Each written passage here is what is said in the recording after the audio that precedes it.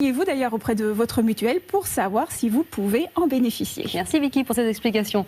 Une manette, un écran, de plus en plus d'élèves et d'étudiants jouent aux jeux vidéo, non pas pour s'amuser, non, mais pour se former, apprendre à conduire ou même à soigner des patients. Dès la rentrée, une faculté de médecine va utiliser ce nouvel outil pédagogique déjà disponible dans les auto-écoles. Louise Malnois, Vivien Charrère, Elisa Beaujour.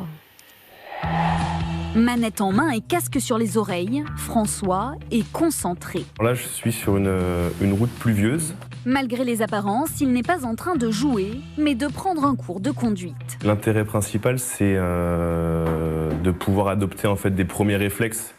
Donc les clignotants, regarder à gauche, à droite, les priorités. Ce jeu vidéo est utilisé dans une centaine d'agences depuis 3 mois.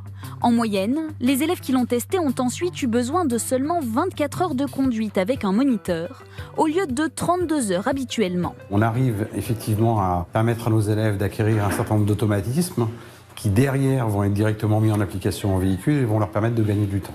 Du temps et donc de l'argent. Chaque élève économiserait 300 € en moyenne selon l'auto-école. Les Serious Games, traduisez jeux vidéo sérieux, révolutionnent l'apprentissage dans plusieurs domaines. La conduite, mais aussi la santé. Avez-vous pris un médicament contre les céphalées? Oui, du paracétamol à 9h30.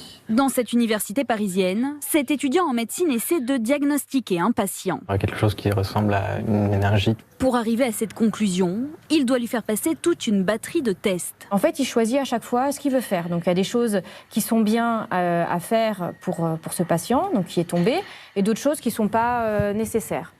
Et donc, au fur et à mesure, il va gagner ou perdre des points. L'objectif, permettre aux étudiants de s'entraîner en prenant des décisions virtuelles.